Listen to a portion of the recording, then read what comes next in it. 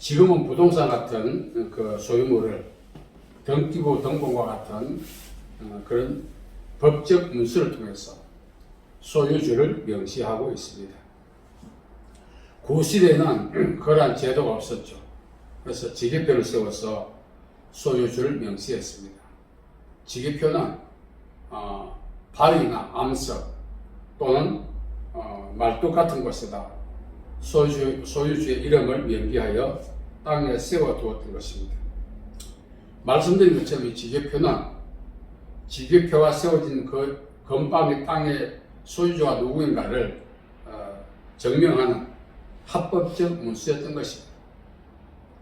중요한 것은 땅의 소유주가 누구인가를 증명하는 것은 지계표만이 아니었습니다. 조상들의 무덤이었습니다.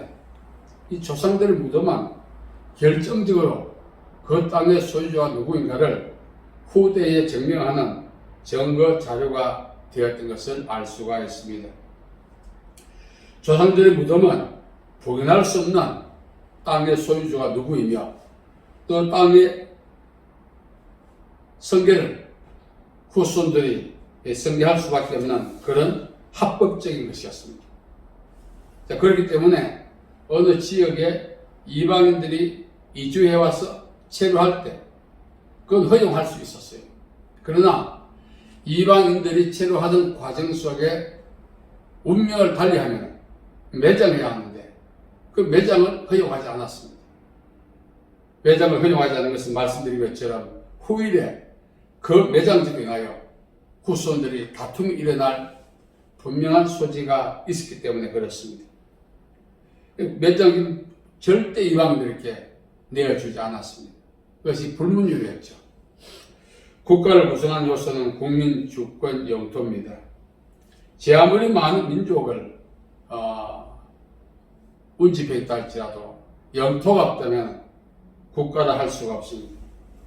과거 인도 차이나 반도가 이제 공산화되면서 수많은 사람들이 자유를 찾아서 뗏목에 의지하고 인접 우방 국가 해안에서 자기들 받아주기를 기다리면서 대비하고 있었습니다. 그 가운데 많은 사람들이 운명을 달리했던 것을 우리가 볼 수가 있습니다. 오토피플들은 분명히 자국의 국적을 보유하고 있습니다. 그럼에도 불구하고 더 이상 국적에 속한 국민이 될 수 없는 것은 영토가 없었기 때문에 그렇습니다.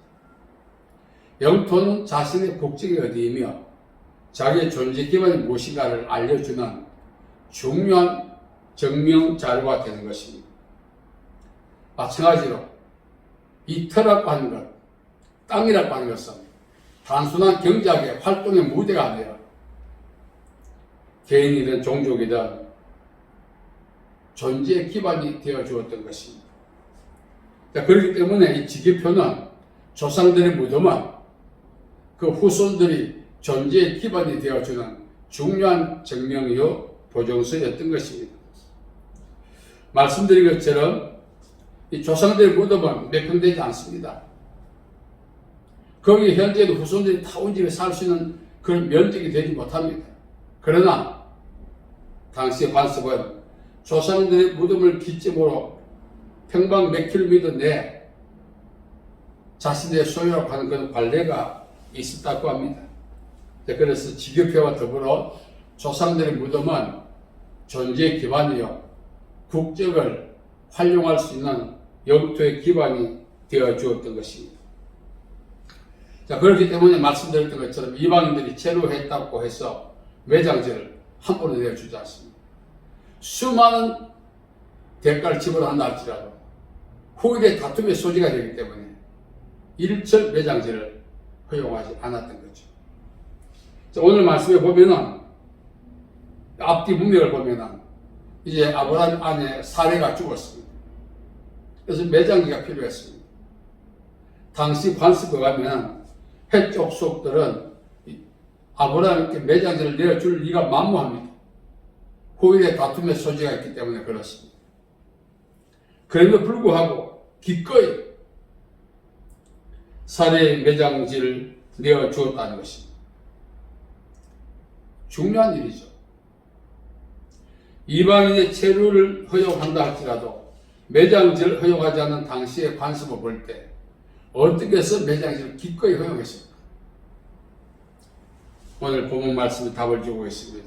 아브라함이 헷족 속에게 몸을 굽혔다. 이 몸을 굽혔다는 것은 겸손 모드로 살았다는 것입니다. 헷족 속던 아브라함께 살해의 매장지를 내어줌으로써 당대는 다 이해하고 지나갈 수 있지만 후대에 가서 아브라함의 후손들이 살해의 무덤을 근거로 이곳은 우리 땅이요 하고 헷족 속들을 축출할 수도 있습니다. 또 헷족 속들은 축출당할 수도 있어요. 그런 위험 부담을 감수하면서까지 아브라함에게 살해의 매장지를 기꺼이 내어주었던 것은 아브라함이 평소에 겸손 모드로 살았기 때문에 그렇습니다. 헷족 속던 아브라함 이렇게 말했습니다. 당신은 우리의 방백입니다. 방백은 지도자, VIP, 존경받을 만한 인물이라는 뜻입니다. 우리 버전으로 해석하면 엘리트라는 뜻이죠. 비엘리트였던 이 헷족 속들이 엘리트였던 아브라함이 자신들이 하여 몸을 굽혔을 때 그들의 마음에 적지 않은 감동의 소요가 있었을 것입니다. 그래서 아브라함을 존경했던 것입니다. 우리의 방백이라까지 말했던 것입니다. 겸손은 종교의 앞잡이라 잠언 15장 33절 말합니다. 사람이 종교해진 것은 자기 아성을 쌓고 업적과 취직을 높이고 영향력을 행사하는 것이 아니라 겸손 모드로 일관할 때 사람들로부터 높임과 존김을 받는 것입니다. 예수님께서 말씀해 주었죠. 그러면 무엇이든지 남께 대접을 받고자 하는 대로 너희도 대접을 하라. 아브라함이 겸손 모드로 비엘리트였던 헷족 속들을 상대해 주었습니다. 그랬더니 비엘리트였던 헷족 속들이 엘리트인 아브라함의 그 환대에 후일에 일어날 다툼, 어쩌면 자기 종족이 현재 기반에서 축출될 위험을 부담을 감수하고도 살해 매장지를 내어주었다는 사실입니다. 고대 근동 지역에서는 땅 한 평이라도 확보하면 그냥 확보하지 않습니다. 전쟁해야 합니다. 수많은 피를 흘려야 합니다. 그러나 아브라함은 비록 몇 평 안 되는 땅이었지만 그 땅이 거점이 되어 후일 이스라엘 민족들이 활거할 수 있는 그런 존재 기반을 마련하는 기초를 닦았던 것입니다. 그 배후에는 아브라함이 평소에 헷족 속들에게 몸을 굽혔다는 데 있다는 사실입니다. 이 몸을 굽히는 일은 쉽지 않습니다. 이 본문 말씀 기점에서 앞뒤를 보면 아브라함이 2번이나 헷족 속에 몸을 굽혔다 나옵니다. 물론 기록된 것이 2번입니다만 이것은 이벤트가 아니었다는 것입니다. 진심이었다는 것입니다. 그래서 헷족 속들은 아브라함에게 당신의 아내를 우리 영예에 매장하십시오. 오랫동안 지켜오던 불문율이 깨어졌습니다. 헷족 속들은 위기를 자초했습니다. 그럼에도 불구하고 아브라함에게 매장지를 허용했다는 사실입니다. 이것은 겸손의 능력, 겸손이 주는 영향력, 겸손의 가치가 어떤 열매를 맺는가를 우리에게 알려주고 있다는 것입니다. 몸을 숙이는 일, 몸을 굽히는 일, 때로는 비굴하게 보이고 자존심도 상합니다. 그러나 그 결과의 산물은 말로 다 할 수 없는 열매를 맺는다는 것입니다. 아브라함의 살해의 매장지를 확보할 때 물론 은 400세겔 당시에 통용된 대가를 지불했지만 말씀드린 것처럼 이방인에게는 매장지를 내어주지 않습니다. 그것은 매장지한 대까지 그 근본 배후에는 아브라함의 겸손이 살해 매장지를 확보하게 했다는 것입니다. 하나님께서 말씀해 주었습니다. 겸손한 자에게 은혜를 주신다 했습니다. 그 은혜는 겸손한 자가 구하고 갈망하는 그 소망을 이루어 주신다는 말씀과 동일한 것입니다.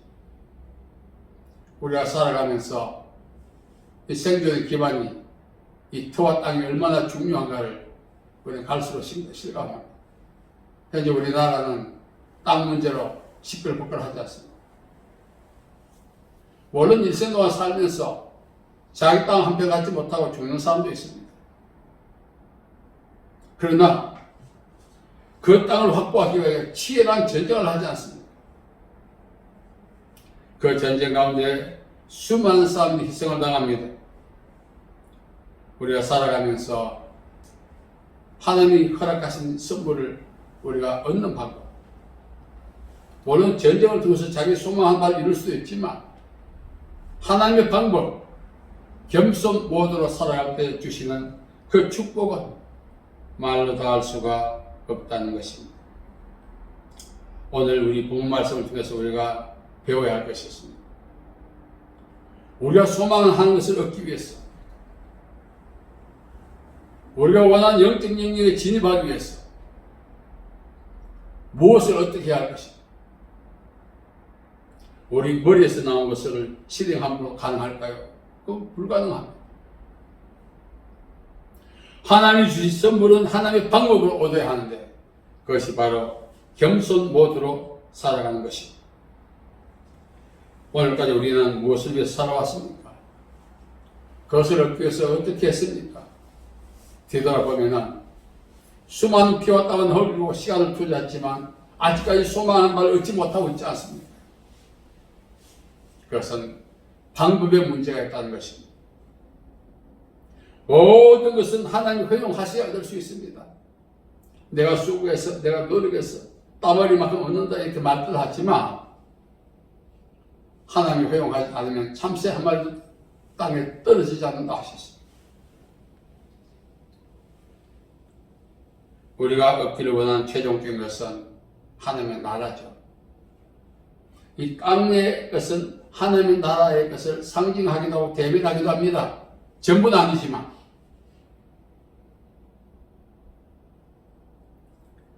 아브라함이 땅의 것을 얻기 위하여 하늘의 것을 대변하는 땅의 것을 얻기 위해 어떻게 했는가? 겸손했다. 역시 그렇습니다. 우리가 들어가야 최종 진입해야 할 영역은 하나님의 나라입니다. 하나님의 나라를 유업을 얻으려면 어떻게 해야 할 것인가? 겸손해야 한다. 겸손은 후무스란 뜻입니다. 이 말은 이란의 씨앗을 파종하고 흙으로 듣는 것입니다. 아무리 옥토에다 선밀된 우량 품종을 뿌렸다 할지라도 흙에 덮이지 않으면 삭이 되지 않고 열매가 되지 않습니다. 하나님의 통치 아래 완전히 순복하는 것, 하나님의 말씀 안에 자기를 복종시키는 것, 이런 일련의 모든 행위가 겸손과 연관이 있는 것입니다. 오늘 이 땅에 많은 사람은 어떤 되게 좋아합니다. 발을 씻어주기보다 발을 내밀어 씻어달라고 합니다. 대접을 하기보다 대접받기를 좋아합니다. 이러한 양태로는 소망한 바를 얻지 못할 뿐더러 최종 진입해야 하나님의 나라에 진입을 제지당할 수도 있다는 것입니다. 아브라함이 사라의 매장기를 통해서 이스라엘 민족의 존재의 기반을 확보했던 것처럼 우리 역시 매일 일상에서 겸손하게 산다면 우리는 물론 우리의 후대가 우리 그 겸손의 기반이 삶의 터가 될 수가 있다는 사실을 우리는 기억해야 할 것입니다. 하나님은 겸손한 자에게 은혜를 주신다. 중요한 내용. 우리가 소망한 바를 얻기 위해서 말씀드렸던 것처럼 전쟁을 통하여 피와 땀을 흘림으로 여러가지 수고와 노력을 통해서 얻는다 하지만 하나님께서 허용하지 아니하시면 그렇게 해도 의미가 없고 소용이 없다는 사실. 아브라함은 당시에 관습으로 보면은 한 평의 땅을 얻기 위해서 전쟁도 불사하는데 아브라함은 전쟁도 하지 않고 겸손 하나만으로 사라의 매장지 이스라엘 민족들의 존재 기반이 되는 틀을 확보했다는 사실, 우리에게 시사해 주는 의미가 크다 하지 않을 수 없습니다. 이제 우리는 어떻게 살아야 할 것인가? 만시 시탄이 감이 있지만 겸손 모드로 살아가야 하는 것입니다. 최종 승리자는 강력한 카리스마를 가진 자가 아니라 온유하고 겸손한 자. 그러한 자가 하나님의 복을 받고 하나님의 약속을 누리고 하나님 주신 기업을 유업으로 받을 수가 있다는 것입니다. 오늘 우리가 인생을 돌아보면서 내가 수고해도 노력해도 얻지 못했던 이유는 무엇인가? 하나님의 방법, 겸손 모드로 일관하지 못했음을 우리는 기억하고 이제라도 겸손하게 남은 인생을 살아가야 되지 않겠습니까? 우리가 겸손을 일관하면은 아브라함의 사례 매장지를 확보했듯이 우리가 소망한 바를 땅에서도 이룰 수 있을 뿐만 아니라 최종 우리가 진입하고자 하는 하나님의 나라에도 우리가 넉넉히 진입하는 축복과 은혜를 받을 수가 있다는 거죠. 저는 짤막하지만 이 아브라함의 모습을 보면서 부끄럽습니다. 고개를 뻣뻣하게 하고 살아왔거든. 자, 고개를 숙인다는 것은 자존심의 문제가 아니라 죽기보다 싫어하는 것이 이거 아니겠습니까? 그러나 이 고개를 숙임으로 자아를 복종시키고 자아를 죽이고 하나님의 통치를 받아들이고 하나님의 통치에 복종하는 그런 기회가 또한 된다는 것입니다. 겸손이 주는 덕목, 그 효과랄까요? 그 결과랄까요? 그 열매는 우리가 예측할 수 없습니다. 하나님께서는 겸손한 자에게 은혜를 주신다 하셨을 때 그 모델이 바로 아브라함이었습니다. 그래서 오늘 우리는 아브라함같이 세상에 사는 날 동안 내가 소망하는 날 얻기 위해서 그 얻는 과정 속에 하나님의 허용이 있어야 되거든요. 우리의 노력보다. 그 하나님의 허용을 우리가 받기 위해서는 우리의 노력도 쓰고 중요하지만 겸손해야 된다는 것을 우리는 배워야 하는 것입니다. 오늘 말씀을 통해서 우리 남은 인생 겸손하게 살아서 하나님이 허용하신 모든 축복을 누리는 복된 기회 되시기를 예수님 이름으로 축복합니다.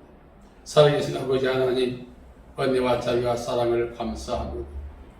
오늘까지 우리가 살아오면서 정말 겸손하지 못했습니다. 수고하고 노력했지만 얻지를 못했습니다. 그 배후에 우리의 교만이 있었음을 인정하고 회개합니다. 이제 남은 인생 겸손 모드로 살아 하나님께 영광을 돌리는 저희들 될 수 있도록 붙들어 주시고 도와주시고 인도하여 주옵소서. 예수님의 이름으로 기도하옵나이다. 아멘.